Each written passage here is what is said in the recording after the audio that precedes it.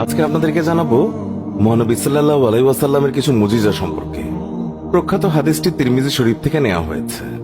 একদিন এক ইহুদি মহিলা ইসলাম ধর্মের প্রতি অনুপ্রাণিত হয়ে ঈমান গ্রহণ করে নিল। তার একটি প্রাপ্তবয়স্কা কন্যা সন্তান ছিল। একদিন মেয়েটি আকস্মিকভাবে মারা গেল। অন্যান্য ইহুদিরা ভৎসনা দিতে শুরু করলো যে মুসলমান হবার কারণেই তোমার মেয়ে মারা গিয়েছে। ইহুদিদের এইসব বাজে কথা শুনে স্বামী স্ত্রী দুজনেই কাঁদতে শুরু করে দিলেন।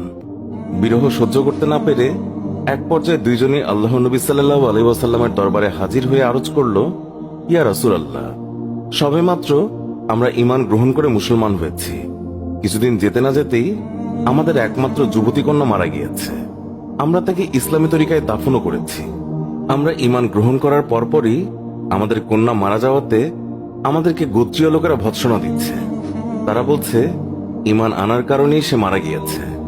নবী করিম সাল্লাল্লাহু আলাইহি ওয়াসাল্লাম তাদের বিবরণ শুনে বললেন, তোমরা আমাকে তার কবরের পাশে নিয়ে চলো। রাসূলের নির্দেশ মোতাবেক তারা তাকে একটি পাহাড়ের পাদদেশে নিয়ে গেল। সেখানে দাঁড়িয়ে ইশারা করে বলল, ওই যে পাহাড়ের উঁচুতে আমার মেয়ের কবর। এরপর নবী করিম সাল্লাল্লাহু আলাইহি ওয়াসাল্লাম নিচে দাঁড়িয়ে বললেন, হে আল্লাহর বান্দা। নবী করিম সাল্লাল্লাহু আলাইহি ওয়াসাল্লাম ডাকছে, তুমি বেরিয়ে এসো। নবীজির এই কথা শুনে সাথে সাথে কবর চিরে মেয়েটি বেরিয়ে এলো এবং ছুটে গিয়ে মা বাবার সঙ্গে সাক্ষাৎ করল। নবী করিম সাল্লাল্লাহু আলাইহি ওয়াসাল্লাম কবর থেকে বেরিয়ে আসা মেয়েটিকে বললেন, বলো, তুমি যেখানে ছিলে সেখানে যেতে চাও নাকি মা বাবার সঙ্গেই থাকতে চাও? যুবতী মেয়েটি বলল, হে আল্লাহর রাসূল, আপনি আমার জন্য দোয়া করুন যেন আমার মা বাবার অন্তর থেকে আমার মায়া চলে যায়। তারা যেন আমার জন্য কান্নাকাটি না করে। আমি আমার স্থানে চলে যেতে চাই, কারণ আল্লাহ তাআলাকে আমি আমার মা বাবার চেয়ে অধিক ভালো পেয়েছি। হে আল্লাহ, আপনি আমাদের সবার গুনাহ ক্ষমা করে দিন, আমিন। কবর হলো আখিরাতের প্রথম ঘাঁটি। হাদিসে আছে, হযরত উসমান রাদিয়াল্লাহু তাআলা আনহু তিনি যখন কোনো কবরের পাশে দাঁড়াতেন তখন এমন ভাবে কাঁদতেন যে নিজের দাড়ি মুবারক ভিজে যেত। তাই একবার তাকে জিজ্ঞাসা করা হলো, আপনি জান্নাত এবং জাহান্নাম স্মরণ করে এত কাঁদেন কেন? যতটুকু কাঁদেন কবর দেখে, এর কারণ কি? তিনি বললেন, রাসূলুল্লাহ সাল্লাল্লাহু আলাইহি ওয়াসাল্লাম বলেছেন, কবর হচ্ছে আখিরাতের প্রথম ঘাঁটি। এখানে যদি কেউ রক্ষা পেয়ে যায় তাহলে পরবর্তী সব ঘাঁটি তার জন্য সহজ হয়ে যাবে। আর এখানে যদি কেউ রক্ষা না পায় তাহলে পরবর্তী সব ঘাঁটি তার জন্য খুব কঠিন হবে। তিনি আরো বললেন, রাসূলুল্লাহ সাল্লাল্লাহু আলাইহি ওয়াসাল্লাম বলেছেন, মেরাজের রজনীতে আমি যত ভয়াবহ দৃশ্য দেখেছি তার মধ্যে কবরের আযাবই হচ্ছে সবচেয়ে ভয়াবহ। তিরমিজি, হাদিস নাম্বার 2308। কবরের আযাব সম্পর্কে অসংখ্য অগণিত আয়াত এবং হাদিস রয়েছে যা থেকে স্পষ্ট বোঝা যায় কবরের আযাব সত্য। এতে কোনো সন্দেহ নেই।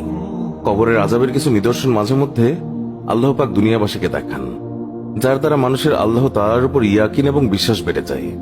যেমন শাইখুল হাদিস আল্লামা জাকারিয়া রাহমাতুল্লাহ আলাইহি ফাজায়েলে আলম কিতাবে একটি ঘটনা উল্লেখ করেছেন, যা এক ব্যক্তি তার এক আত্মীয়কে কবর দিতে যেয়ে টাকার থলি কবরে ভুলে ফেলে আসে।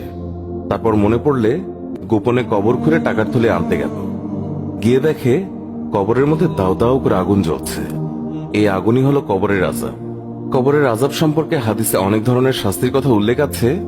যেমন হাদিসে আছে, কবর হয়তোবা জান্নাতের বাগান সমূহের মধ্যে হতে একটি উল্লেখযোগ্য বাগান, অথবা জান্নাতের গর্ত সমূহের মধ্যে হতে একটি গর্ত। কবরবাসী যদি নেককার হয় তাহলে তার কবর হবে জান্নাতের বাগান, আর যদি বদকার হয় তাহলে তার কবর হবে জাহান্নামের গর্ত। কাশফের অধিকারী এক বুজুর্গ ব্যক্তি এক গ্রামে যান। তাকে দেখে সেখানকার লোক বলল, হযরত, এখানে এমন একটি কলসি আছে, কোনো সময় তার পানি ঠান্ডা হয় না, সব সময় গরম থাকে। এই ব্যাপারটি কি তা আমাদের বোধগম্য নয়। তিনি বললেন, ঠিক আছে, কলসিটি আজ রাতে আমার কাছে রেখে দাও। লোকেরা কলসিটি এনে তার কাছে রেখে গেল।